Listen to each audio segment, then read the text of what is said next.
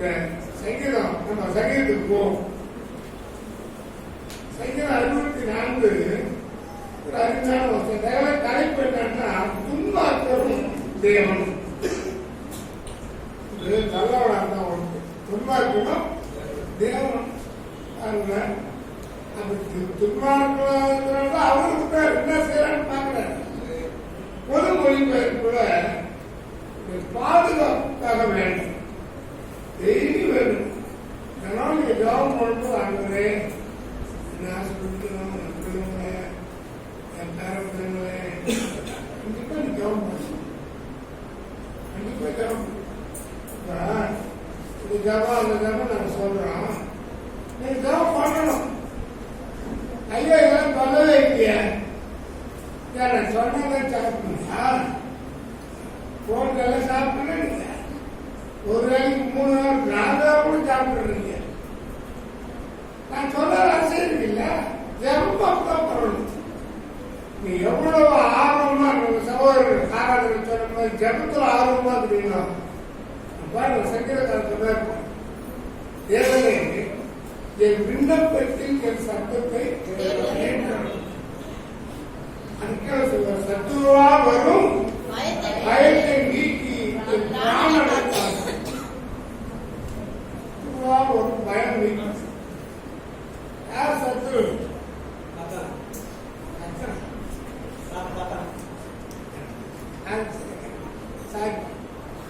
சாத்தா. தேவ சாத்தான் ஆனா அத ஆண்டவரை துதிக்கிற கேரு ஆண்டவர் எப்போதும் துதிச்சுட்டே இருப்பாங்க. எல்லாம் உடம்புலே இசையம். அசைந்தால் அசையும் ஐயா பற்றி ஒரு விஷயம் தெரியல. அவர் பரகமான புள்ளிக்கு செய்யறது. அவருக்கு அங்கேயான காணி கொடுத்தா இதான் பண்ணிட்டு போறாங்க. இந்த உடம்பு காணிக்கு ஊழியர் ஊழியர் நம்ம வாங்க அதை கூட பண்ணா வாங்க. அந்த ஊழியர்களுக்கு தேவதாசர்களுக்கு இந்த மாதிரி எண்ணங்கள் நமக்குள்ள வரும்பொழுது ஆண்டவர் அவர் சொல்லவே உங்க ஆசீர்வாதம் வந்து பலிக்கும்.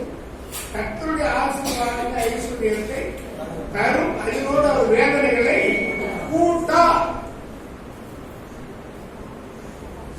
துன்மார்க்கர் செய்யும் ரகசிய ஆலோசனைக்கும் அக்கிரமக்காரருடைய கழகத்துக்கும் என்னை விலைக்கு மறைத்தது. எதிரிகளின் சதி நின்று போட்டில அந்த கையில பார்க்கிற எப்படி தெரியும்? தெரியும். எதிரிகளின் சதி நின்று விலைக்கு காப்பாற்ற. எதிரிகளின் சதி பேச வெளியே ஒன்று பேசும். வேங்க பிரதர் அப்படின்னு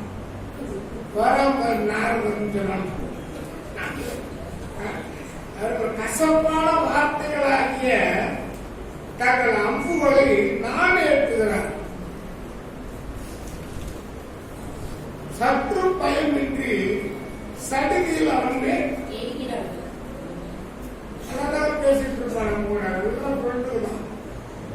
என் கூட எல்லாம் உட்காந்து அம்மா சாப்பிட ஒரு 1000 பேர் அதை போய் சாப்பிட்றது. அதை அன்பு நீங்க 1000 சொல்லுங்க. நான் ஏசப்பாவை நான் ஏற்றுக்கிட்டேன். அது புட்பாடியருடைய பழக்க வழக்கங்கள்லாம் கொஞ்சம் மாறிடுச்சு. ஒரு நாள் வேலைக்கு போனாங்க. இப்ப நினைச்சேன்ப்பா கோயிலுக்கு நிம்மதியா சாப்பிடுறோம். பதில் சாப்பாடு அளவுக்கு காலே இருக்கு. எவ்வளவு நல்லது. மறைவுகளில் புத்தகம் மேல் எங்கும் பொறுத்து போட்டு 4வது 1-2 எதிரிகளின் சதி நின்று விலைக்கு காப்பாற்ற 1வது வசனம் 2வது. அடுத்தது 3-6 வரைக்கும் துன்மார்க்கரின் உபாயம். 9 குறிப்பு இருக்கு. கூட வச்சிருக்கீங்க. 9 குறிப்பு ஆகுது. அது என்னன்னா படிக்கும்போது தெரியும். அவருடைய உபாயம் அவர்கள் கொள்ளாத காரியத்தில் தங்களை உறுதிப்படுத்திக் கொண்டு மறைவான கண்ணிகளை வைக்க மறைவான கண்ணி நம்ம எதுக்கு வைப்போம்? அதாவது பறவைகளை பிடிக்கிறவங்க வைப்பாங்க,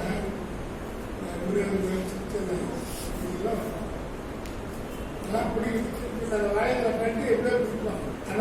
நம்மளுக்கும் அதே மாதிரி மறைவான வலைய வைக்கிறான், கண்ணி வைக்கிறான். அதனால துன்மார்க்கரின் உபாயம் 7-9 பாருங்க.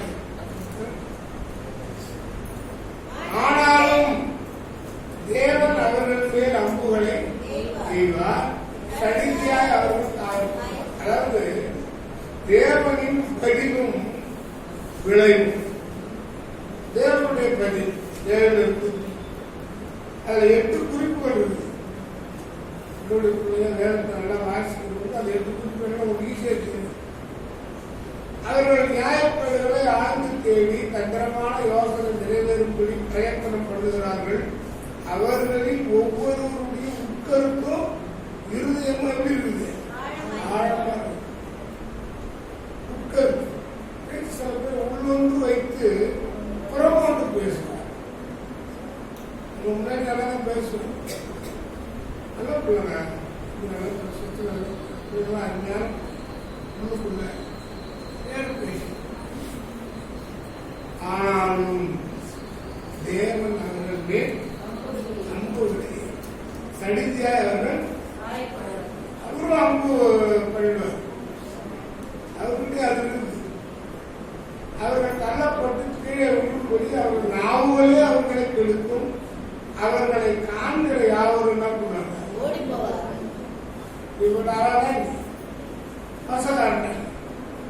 உள்ளொன்று வைத்து புறப்பட்டு பேசுகிற நீ உன்னோடு என்னுடைய தொடர்பு அழிக்க வேண்டாம். ஒரு நண்பர்களும் அப்படிதான் இருக்கணும். அன்பு பிள்ளைகளே, சகோதர சகோதரிகளே, நான் உங்களுக்கு சொல்றேன், ஆமையும் தேரும் நண்பன். யாராவது ஆமையும் தேரும் நண்பன். நான் நண்பர்கள். நாங்கள் வெள்ளம் வந்த மாதிரி திடீர்னு வெள்ளம் வந்து தேவனுடைய ஃபேமிலி அந்த கரையில் இருக்கிறாங்க. யாருடைய ஃபேமிலி? அந்த கரையில். இப்போ அந்த பக்கம் போகலாம். ஆமை கேட்டு ஃபேமிலி எல்லாம் மனைவி பிள்ளைகள்லாம் அந்த கரையில் இருக்கேன். என்னை கொண்டு போய் அந்த கரையில் விட்டுருங்க. ஆமை கொண்டு போவாங்க. பயமா இருக்கிறா நினைச்சா எனக்கு பயமா ஒண்ணு இல்லை. நான் அப்படிதான் செய்யணும். சரி, நீ வந்து என் ஓட்டு மேல மட்டும் ஓட்டு புது ஓடு இல்லை, அதெல்லாம் எந்த காரணத்தை கொண்டும் என்ன என்ன பண்ணக்கூடாது. ஆமா, குசி குசி போடுற பாரு, கொத்துற பாரு. இல்ல நான் ஓட்டு மேல போட்ட கொத்த முடியுது அது அப்படிங்க டக்கு சட்டம் ஓட்ட ஒண்ணு தேவை உட்காந்து இப்ப போயிட்டு இருக்கு. அதுதான் இப்ப ஸ்வமிங் பண்ணுது. கையை காட்டுலாம் அடி போயிட்டு தேனுக்கு ஒரு ஆபத்து. காய்ச்சி அவ்வளோ அழகா இருக்கு. இப்படி போயிடுச்சு. நைட்டு ஆரம்பத்தில் போட்டுச்சு. சொல்லிட்டாரா வந்த எனக்கு கொத்துறாரா, நானும் போக போறேன். அது சொல்லிச்சா, இது என் ஊழியம். என் ஊழியம் ஆண்டவர் எனக்கு கொடுத்த ஊழியம். என்ன ஊழியம்? பட்டம் தான். அட்டால போயிட்டே இருந்தான். ஏதாவது சொல்லிட்டு அதுக்கு நான் என்னப்பா பண்ண முடியும்? என் வேலையா அட்டாங்க. நண்பர்கள் சொன்னாங்கல்ல, முதலாவது நீ யார் என்பதை நான் தெரிந்து கொள்வதற்கு முன்பதாக நீ ஒரு நண்பனை இடத்தில் ஆனால் அந்த நண்பர் எல்லாம் தப்பு இருக்கு. இப்போ என்ன ஆச்சுன்னா அவங்க உழைக்கிறதுக்கு பெங்களூருக்கு போனாங்க பாருங்க, அங்கே ரட்சிப்பு கொடுத்தாங்க. அல்லேலூயா. அதாவது பஸ் மட்டும் இறங்குறேன் நாம அப்படித்தானே கொடுக்குறாங்க. நாம சோத்திரம் சொல்றாங்க. என்னன்னு பார்த்தா நான் பெங்களூர்ல ரட்சிப்பு போட்டு நான் சர்ச்சைக்கு போயிடுறேன். ஒரு நாள் சாப்பிட்டு நீ வந்து நீ பாட்டு கேள்வி சந்தோஷமா இருக்கு. எனக்கு செய்தி கொடுக்குவாங்க. எங்க ஊர் தட்டு விட்டு நாரும் முடியல. கையை கொண்டு போறாரு கேட்காங்க. அவர் கொண்டு பெரிய கஷ்டமா இருக்கு. நாலு பிடிக்கிட்டு போறாங்க, பிடிக்கிட்டு போறாங்க. கையில அவங்களுக்கு ஆள் தேவைப்படுகிறது. சொன்னாரு. அதனால நண்பர்களை நல்ல பிள்ளைகளும் சரி, ஆம்பளை பிள்ளைகளும் சரி, நண்பனை சைக்கிள் கட் பண்ணாம ஃப்ரெண்ட்ஷிப் ஆனாங்க. நமக்கு ஒரு நண்பர் இருக்கிறார். எனக்கு ஒரு நண்பன் உண்டு, அவன் தனக்கென வாழ்கிறான், தலைவன் தலைவன். எனக்கு ஒரு நண்பன் உண்டு, நண்பனின் நாமம் இயேசு, என் மனமே அவருடன் இயேசு.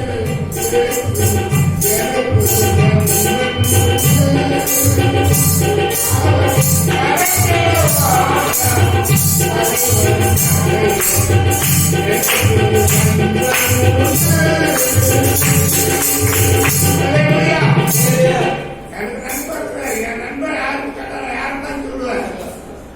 ஏசப்பாத்தார் அவர் யாருக்கும் என்ன நண்பன் அவரு நல்ல நண்பன். இந்த நண்பனை போல வேற ஆபத்துல ஒரு விஷயம்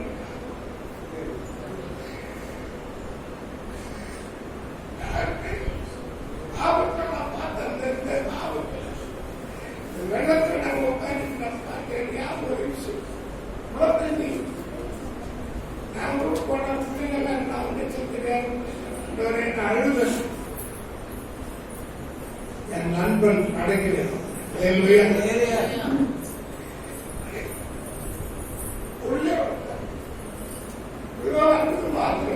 என்னால உட்கார முடியாது. நான் தெரிஞ்சு 4-5 பேர் தூக்க நான்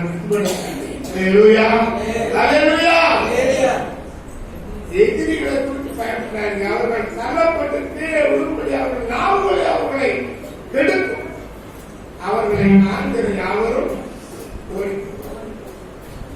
எல்லா மனுஷரும், இது ரொம்ப முக்கியமானது, எல்லா மனுஷரும் பெயர்ந்து தேவனுடைய செயலை அறிவித்து சொல்லும். நான் செய்த திரும்பியா சொல்லுங்க. எல்லா மனுஷரும் பெயர்ந்து தேவனுடைய செயலை அறிவித்து அவன் கிரியை உணர்ந்து கொள்வார்.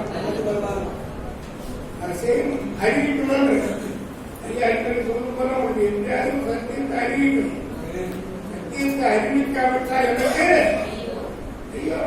நீதிமான் கர்த்தருக்குள் மகிழ்ந்து அவரை நம்புவான்.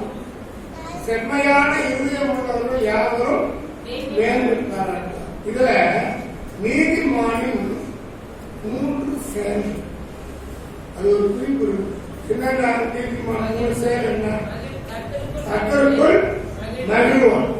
இரண்டாவது அவரை நம்புவான். மூணாவது அவரை குறித்து மேம்பட்டார். ஒரு அருமையான படிச்சுப்பாங்க. எல்லாருக்கும் ஐயா உங்களுக்கு பைபிள் எக்ஸிட் படிக்கணும். ஒரே